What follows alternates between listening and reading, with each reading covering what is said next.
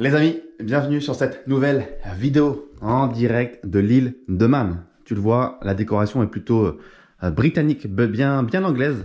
On peut dire bien dégueulasse, hein, on peut ne pas aimer. Moi perso, j'aime bien ce petit style un peu à l'ancienne. Pour 3-4 nuits, pas plus. L'île de Man, je sais pas si tu connais, perdu entre le royaume, dans le Royaume-Uni, entre les côtes irlandaises et les côtes écossaises.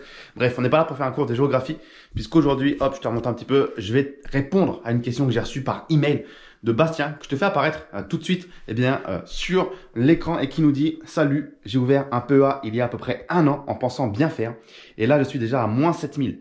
Quelle est ta solution pour que je fasse du profit avec les dividendes? Combien tu passes de temps par jour? Moi, j'ai pas énormément de temps, je suis à mon compte en tant que peintre. Si tu as des petites astuces, je suis preneur. » Donc ça, c'est le message que j'ai reçu de la part de Bastien. Alors, je précise tout de suite, je ne connais ni la composition du portefeuille exact de Bastien et Bastien n'est pas du tout membre ou client chez moi. Donc, simplement un email voilà, que j'ai reçu de sa part qui fait partie de la communauté du coup Bastien et qui me posait cette question vis-à-vis de ses investissements. Je ne suis pas conseiller en investissement également, mais je vais répondre en quelques points ce sur quoi il faut, entre guillemets, appuyer quand on est dans ce cas de figure. Finalement, comment faire quand on a un portefeuille qui est dans le négatif. Donc, je vais t'énumérer 6 points qui vont aller relativement rapidement. Le premier point, c'est que je vais pas faire le débat entre voilà, le PEA et le compte titre ordinaire. Bastien semble être uniquement sur un PEA puisqu'il n'a évoqué que le PEA. Personnellement, je ne suis que sur un compte titre ordinaire. Donc, il y a fort à parier déjà que Bastien n'investit que sur le marché français et européen. Là où moi, en fait, j'ai investi que sur le marché américain via un compte titre. Pourquoi je tiens à préciser cela? Parce que, en fait, je suis assez surpris de voir que si Bastien il a une stratégie de dividende, il est perdu moins 7000 euros. Donc là aussi, on ne sait pas combien il a investi en capital. Il a peut-être investi 70 000, 700 000. Évidemment, entre 70 000 et 700 000, la perte de moins 7000, elle est évidemment pas du tout la même en pourcentage. Donc voilà, si on regarde en fait la performance des indices en ce moment, que ce soit américain ou français, on voit qu'aux States, à l'heure où je tourne cette vidéo, le S&P 500 a perdu à peu près moins 12% sur la dernière année, pas depuis le début de l'année, mais sur la dernière année. Et le marché français, le CAC 40, a perdu sur la dernière année également moins 10%. Donc, CAC 40, il nous évoque Bastien un PEA, moins 10%, il a perdu 7000 euros, il a à peu près investi 70 000 euros pour faire simple. On peut dire à peu près pour s'imaginer la taille de son portefeuille. Et en fait, moi, je suis assez surpris de sa performance parce qu'en investissant uniquement aux États-Unis via un compte titre ordinaire, en fait, aujourd'hui, sur 1 an, je suis à plus 8,13%. En fait, il faut savoir que même si les indices aujourd'hui ont énormément baissé depuis le début de l'année et même sur la dernière année, eh bien, en fait, on se rend compte que les actions à dividendes ont, elles, extrêmement bien performé. Donc, normalement, si tu es un investisseur dans des actions à dividendes, eh bien, tu as une performance qui est contre celle du marché en ce moment.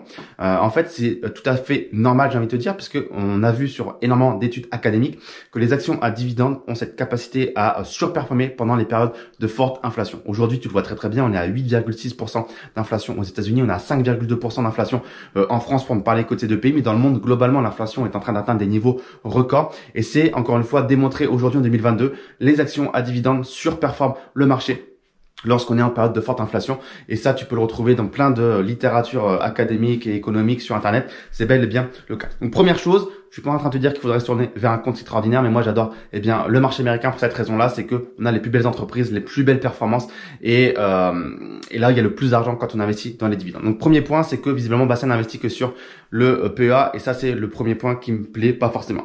Deuxième point, il faut se poser la question. Est-ce que, la baisse de son portefeuille, elle est due au marché ou est-ce qu'elle est due à ses propres actions? Si c'est propre à ses actions, évidemment, il faut se poser la question. Qu'est-ce qui va pas dans mon portefeuille, dans mes entreprises? Pourquoi mon entreprise elle a perdu moins 10%? Bien que 10%, c'est vraiment peu, finalement. Si on suppose que la perte de Bastien, c'est 10% sur son portefeuille, c'est très peu, surtout dans un monde tel qu'on a aujourd'hui où il y a énormément de volatilité, On a presque l'impression parfois qu'on est dans la crypto-monnaie, dans les marchés des actions, parce que on a parfois des entreprises qui font des plus 10, moins 50, moins 40, moins 30. C'est plus du tout anormal en 2022 de voir ce genre de phénomène, tellement il y a des événements macroéconomiques qui peuvent faire bouleverser le cours des actions et le cours des choses tout simplement. Donc première chose à se dire et à se demander, est-ce qu'il faut s'inquiéter de façon globale ou de façon individuelle? Aujourd'hui, le marché, on le voit très bien économique, il est très bouleversé. Il y a énormément de problèmes macroéconomiques, chaîne logistique, inflation, guerre, pandémie, tout ce que vous voulez. Donc c'est normal d'avoir un moins 10% temporaire ou pas sur ces actions. Et en fait, quand c'est l'économie globalement qui subit un choc tel qu'on le voit ici avec le S&P 500 qui a moins 12 et le CAC 40 qui a moins 10%, en fait, Bastien, il est entièrement dans les clous de ce qui se passe sur le marché. Entre guillemets, il a plus ou moins répliqué ce qui se passe dans l'indice sur son portefeuille. Donc, il n'y a pas vraiment d'inquiétude à avoir. Si l'économie se portait bien, les indices se portaient bien et que Bastien avait moins 10, moins 15% sur son portefeuille, là, il faudrait se poser la question. qu'est-ce que j'ai fait comme choix d'entreprises qui sont dans mon portefeuille, est-ce qu'ils sont bons, est-ce qu'il se passe pas un truc de pas bon dans mes entreprises, pourquoi elles chutent alors que tout monte.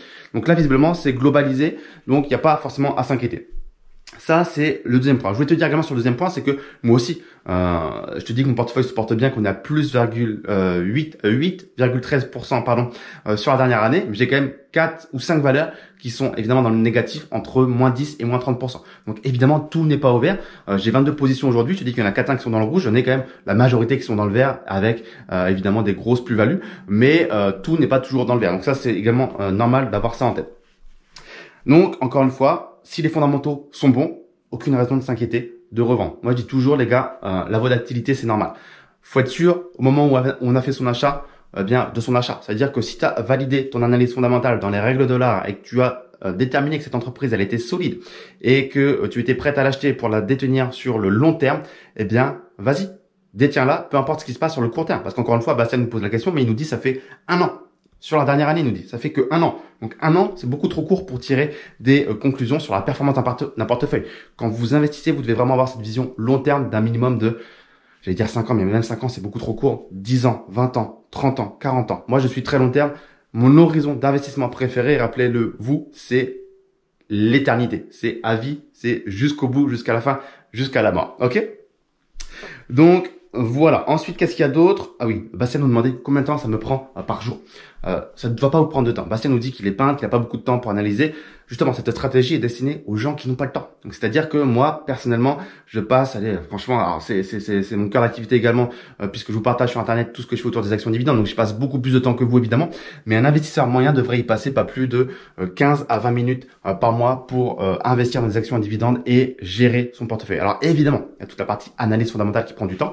Au début, surtout, elle va vous prendre plus de temps parce que c'est le moment où vous commencez à peaufiner votre méthode d'analyse. Donc, au début, vous allez prendre du temps. Mais plus vous allez en faire et plus vous allez vous rendre compte que finalement, ça peut aller très vite. Et moi, aujourd'hui, quand je vois une entreprise, littéralement, en moins de 10 minutes, je suis capable de l'avoir scanné relativement profondément pour savoir si elle m'intéresse ou pas à partir des 25 à 30 indicateurs que je regarde. Donc, niveau temps, c'est vraiment quelque chose qui n'est pas censé vous prendre beaucoup de temps. Qu'est-ce qu'il nous disait d'autre? Bastien, je regarde mon ordinateur. Quand je regarde vers le bas, c'est pas que je regarde mes pieds, je regarde l'ordinateur. Alors oui, il nous demandait est-ce qu'il y avait des astuces, Bastien. Alors, je vais rappeler la base de la base. Peut-être que Bastien n'a pas suffisamment diversifié aussi. Rappelez-vous, ne jamais surpondérer une seule entreprise ou un seul secteur. Peut-être qu'aujourd'hui, la perte de Bastien qui lui semble énorme, peut-être que la perte de 7000, c'est peut-être une perte sur un portefeuille à 20 000 euros. Donc, c'est peut-être énorme. C'est peut-être 30% de perte. On ne sait pas, on n'a pas la taille du portefeuille de Bastien. Mais peut-être que Bastien a fait une erreur qui est de pas avoir suffisamment diversifié. Encore une fois, on a beau apporter une grande confiance dans une seule entreprise, si le secteur de l'entreprise en question est en train de subir un choc, ça va faire très mal au portefeuille. Je sais pas, si demain vous mettez 50%, j'ai déjà vu en plus, c'est pas bon. Si vous mettez, je sais pas, 80% de votre portefeuille dans Total, je crois que c'est quelqu'un que j'ai vu dire ça dans notre groupe d'échange sur Telegram, disait j'ai 80% dans Total parce que j'adore Total, c'est trop bien, etc.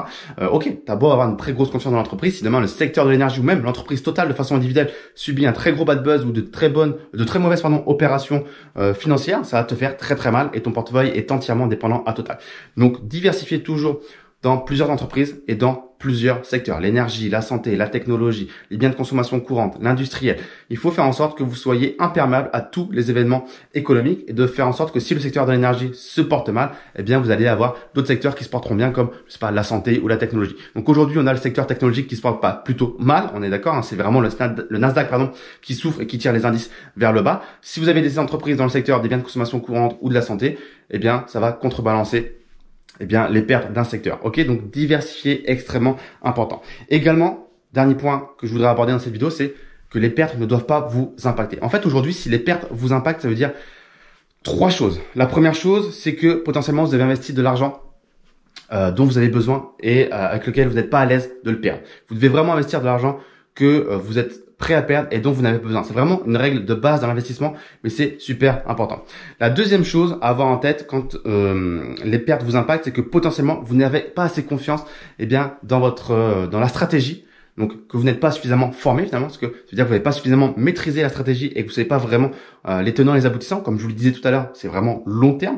Quand au bout d'un an, on est inquiété par une perte de 7 000 euros sur son portefeuille, c'est pas normal. On est censé avoir une vision beaucoup plus lointaine et long terme quand on investit dans les actions en dividendes. Donc potentiellement, vous avez encore des lacunes sur la stratégie. Il y a un manque de formation. Et troisième point, potentiellement, c'est que vous n'avez pas confiance dans les entreprises dans lesquelles vous avez investi.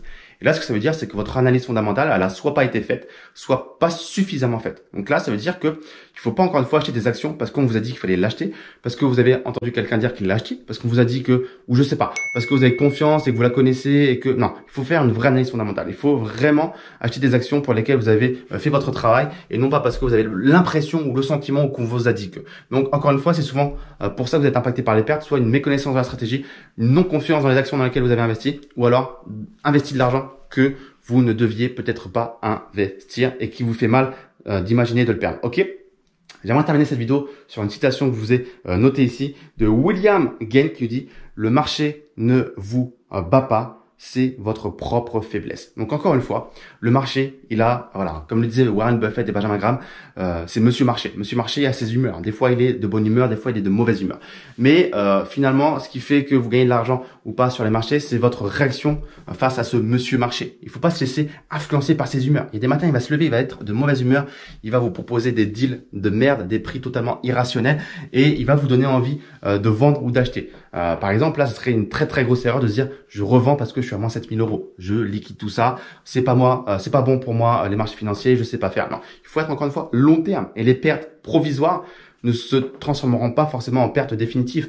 Les pertes provisoires peuvent certainement et très sûrement se transformer en bénéfices futurs si vous avez la patience et la confiance dans les entreprises dans lesquelles vous avez investi. Donc encore une fois, avoir une vision long terme, c'est vraiment le plus important et ne vous laissez pas influencer par Monsieur Marché parce que si vous vous laissez influencer par Monsieur Marché, eh bien, c'est lui qui va gagner. Alors que si vous êtes plus fort que lui et que vous avez une stratégie qui est sûre, établie, long terme, dans des actions à dividendes qui ont des fondamentaux qui sont établis depuis des décennies et dans des entreprises qui sont des leaders de la secteur avec des dividendes qui ne font qu'augmenter depuis des décennies et des décennies, il n'y a pas de raison que ça se passe mal. Avec une bonne diversification et bref, tout ce que je vous enseigne dans mon livre, La magie des dividendes qui est dans la barre de description ou la formation vidéo, eh bien, il n'y a aucune raison que ça se passe mal.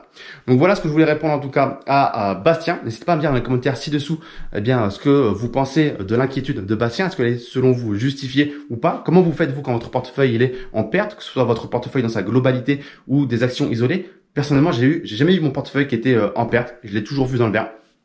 Par contre, j'ai évidemment eu des lignes qui étaient dans le rouge et personnellement, je ne les revends pas. Je les conserve parce que j'ai fait une analyse fondamentale qui m'a dit que il fallait que je l'achète et que j'allais la détenir sur plusieurs décennies. Alors évidemment, je suis pas aveugle. Si ça se passe très très mal pour l'entreprise et qu'elle prend des décisions qui me plaisent pas, que le dividende il est supprimé, des choses comme ça, je vais revendre. Mais si j'ai un moins 10, moins 20, moins 30%, comme je te l'ai évoqué tout à l'heure dans la vidéo où je t'ai dit que j'avais des lignes qui étaient dans le rouge, je les garde parce que pendant ce temps-là, je conserve mes dividendes, enfin j'encaisse mes dividendes. Potentiellement, je vais pouvoir racheter à un prix plus bas, donc faire réduire mon prix de revient unitaire, donc augmenter mes bénéfices futurs. Donc c'est potentiellement tout bénéf.